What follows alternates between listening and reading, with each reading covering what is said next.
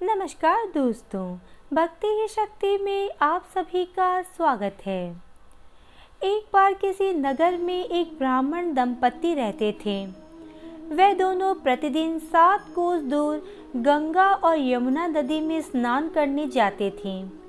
इतने दूर आने जाने से ब्राह्मण की पत्नी थक जाती थी। एक दिन उसने अपने पति से कहा कि हमारा एक पुत्र होता तो कितना अच्छा रहता। पुत्र की बहू आती तो हमें घर वापस जाने पर खाना बना हुआ मिलता और बहू घर का काम भी कर देती। अपनी पत्नी की बात सुनकर ब्राह्मण ने कहा कि तूने बात तो सही कही है, चल मैं तेरे लिए बहू ला ही देता हूँ। ब्राह्मण ने कहा कि एक पोटली में आटा डालकर कुछ मोहरें रख दे। ब्राह्मण के कहे अनुसार उसने पोटली बांध कर दे दी। ब्राह्मण पोटली लेकर चला गया। ब्राह्मण को सफ़र के दौरान यमुना के किनारे बहुत ही सुंदर लड़कियां दिखाई दी। वे रेत में घर बनाकर खेल रही थी। उनमें से एक लड़की ने कहा कि मैं अपना घर नहीं बिगाड़ूंगी, मुझे तो रहने के लिए ये घर चाहिए। लड़के की बात सुनकर ब्राह्मण मन ही मन सोचने लगा कि बहू बनाने के लिए ये लड़की उचित है। जब वह लड़की जाने लगी तो ब्राह्मण भी उसके पीछे पीछे उसके घर तक चला गया। वहां जाकर ब्राह्मण ने उस लड़की से कहा, बेटी, कार्तिक मास चल रहा है, इसलिए मैं किसी के घर खाना नहीं खाता। मैं अपने साथ आटा लेकर आया हूँ। तुम अपनी माता से पूछो कि क्या वह मेरे लिए आटा छानकर 4 रोटी बना देगी। यदि वह मेरा आटा छानकर रोटी बनाएगी तो ही मैं रोटी खाऊंगा। लड़की ने जाकर अपनी माँ को ये सारी बातें बताई। माँ ने कहा, उचित है, जाकर ब्राह्मण देव से कह दो कि वह अपना आटा दे दे, मैं रोटी बना दूंगी। जब वह आटा छानने लगी तो आटे में से मोहरें निकली। वह सोचने लगी कि जिसके आटे में इतनी मोहरें हैं उसके घर में कितनी मोहरें होगी। जब ब्राह्मण खाना खाने बैठा तो लड़की की माँ ने उस ब्राह्मण से पूछा, क्या आपका कोई लड़का है और क्या आप उस लड़के की सगाई करने जा रहे हो। ये सुनकर ब्राह्मण ने कहा कि मेरा लड़का तो काशी पढ़ने गया हुआ है, लेकिन यदि तुम कहो तो खंड कटोरे से विवाह करके तेरी बेटी को अपने साथ ले जाऊं। लड़की की माँ ने कहा, ठीक है ब्राह्मण देव। इस पर लड़की की माँ ने लड़की की खंड कटोरे से शादी करके ब्राह्मण के साथ भेज दिया। ब्राह्मण ने घर आकर कहा, रामू की माँ, दरवाज़ा खोल कर देख, मैं तेरे लिए बहू लेकर आया हूँ। ब्राह्मण की पत्नी भीतर से बोली, हमारे तो कोई बेटा बेटी नहीं है, तो बहू कहाँ से ले आए। दुनिया ताने मारती थी, अब आप भी मारने लगे। ब्राह्मण ने कहा, तू दरवाज़ा खोल कर तो देख। जब ब्राह्मणी ने दरवाज़ा खोला तो सामने बहू को खड़े देख उसने बहू का स्वागत किया और आदर सत्कार से अंदर ले गई। अब जब ब्राह्मण अपनी पत्नी के साथ नदी स्नान करने जाता तो पीछे से बहू घर का सारा काम करके और खाना बनाकर रखती थी। वह उनके कपड़े धोती, रात को हाथ पैर भी दबाती थी। इस तरह बहुत दिन बीत गए। ब्राह्मणी ने अपने बहू से कहा कि बहू, कभी भी चूल्हे की आग मत बुझने देना और मटके का पानी ख़त्म मत होने देना। परंतु एक दिन चूल्हे की आग बुझ गई। ये देखकर बहू घबरा गई। भागी भागी अपने पड़ोसन के पास गई और कहा कि मेरे चूल्हे की आग बुझ गई है, मुझे थोड़ी आग चाहिए। मेरे सास ससुर सुबह 5 बजे से गए हुए हैं, वह थके हुए घर आएंगे, इसलिए मुझे उनके लिए खाना बनाना है। ये सुनकर पड़ोसन ने कहा कि तू तो बावली है, तुझे ये दोनों मिलकर पागल बना रहे हैं। इनके कोई पुत्र नहीं है, ये निसंतान है। बहू ने कहा, नहीं, ऐसा मत बोलो, इनका बेटा तो बनारस काशी में पढ़ने गया हुआ है।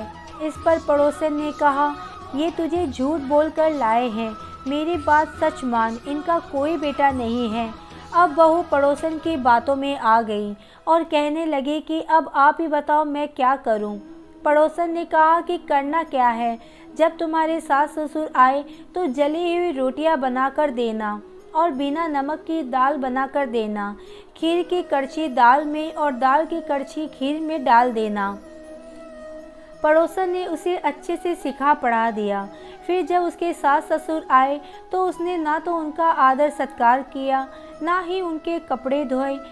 जब उसने सास ससुर को खाना दिया तो सास बोली, बहू आज ये रोटियां जली हुई क्यों है और दाल भी सादी है। तब बहू ने पलटकर कहा कि एक दिन ऐसा खाना खा लोगे तो कुछ बिगड़ नहीं जाएगा तुम्हारा। सास ससुर को खरी खोटी सुनाकर वह फिर से पड़ोसन के पास गई और बोला, अब आगे क्या करना है। पड़ोसन ने कहा कि अब तुम सातों कोठों को चाबी मांग लेना। अगले दिन जब सास ससुर स्नान करने के लिए जाने लगे तो बहू अड़ गई, मुझे तो सातों कोठों की चाबी चाहिए। जब ससुर ने कहा कि इसे चाबी दे दो, तब सास ने बहू को चाबी दे दी। सास ससुर के जाने के बाद जब बहू ने दरवाज़ा खोला तो देखा किसी में अन्न भरा है, किसी में धन भरा है, किसी कोठे में बर्तन पड़े हैं। जब उसने सबसे ऊपर का सातवां कोठा खोला तो देखा कि शिव जी, पार्वती माता, गणेश जी, लक्ष्मी जी माता, पीपल पथावरी, कार्तिक के ठाकुर, राई दामोदर, तुलसी जी का बिड़वा, गंगा यमुना और 33 कोटि देवी देवता विराजमान हैं। वहीं पर एक लड़का चंदन की चौकी पर बैठा माला जप रहा है। ये सब देखकर उसने लड़के से पूछा कि तुम कौन हो। तब लड़का बोला, मैं तेरा पति हूँ, अभी दरवाज़ा बंद कर दे, जब मेरे माता पिता आएंगे तब दरवाज़ा खोलना।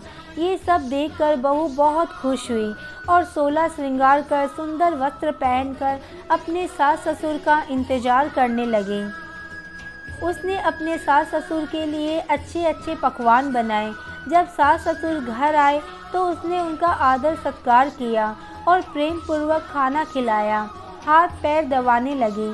पैर दबाते दबाते बहू ने कहा कि माँ, आप इतनी दूर गंगा यमुना स्नान करने के लिए जाती हो तो आप थक जाती हो, इसलिए आप घर पर ही स्नान क्यों नहीं करती। ये सुनकर सास कहने लगी कि बेटी, गंगा यमुना घर पर तो नहीं बहती है। तब उसने कहा, हाँ माँ जी, बहती है, चलो मैं आपको दिखाती हूँ। जब बहू ने सातवां कोठा खोलकर दिखाया तो उसमें शिव जी, पार्वती जी, गणेश जी, लक्ष्मी जी, पीपल पथावरी, कार्तिक के ठाकुर, राई दामोदर, तुलसी जी का बिड़वा, गंगा यमुना बह रही है और 33 कोटि देवी देवता विराजमान है। वही चौकी पर बैठा एक लड़का माला जप रहा है। माँ ने उसे देखकर कहा कि बेटा, तू कौन है। लड़का बोला, माँ, मैं तेरा बेटा हूँ। तब ब्राह्मणी ने पूछा कि तू कहाँ से आया है। लड़के ने जवाब दिया कि मुझे कार्तिक देव ने भेजा है। माँ ने कहा, बेटा, ये संसार कैसे मानेगा कि तुम मेरा बेटा है। माँ ने कुछ विद्वान पंडितों से मदद मांगी। पंडितों ने कहा, इस पार बहू बेटा खड़े हो जाए और उस पार माँ खड़ी हो जाए।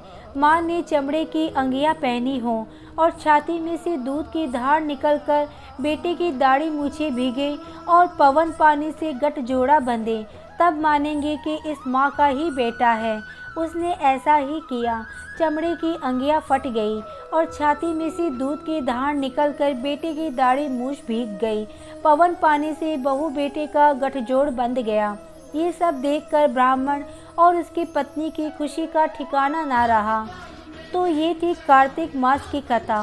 हे कार्तिक के ठाकुर जी, जैसे ब्राह्मण और ब्राह्मणी को बहू बेटा दिया, वैसे सबको देना। कार्तिक मास की कथा कहने और सुनने वाले सब पर कृपा करना। दोस्तों, आपको ये कहानी कैसे लगी, कमेंट करके ज़रूर बताएं। वीडियो अगर पसंद आया हो तो लाइक करें। आज के वीडियो में बस इतना ही। अगर आपने मुझे अब तक सब्सक्राइब नहीं किया है तो सब्सक्राइब ज़रूर करें। कमेंट और लाइक करना ना भूलें।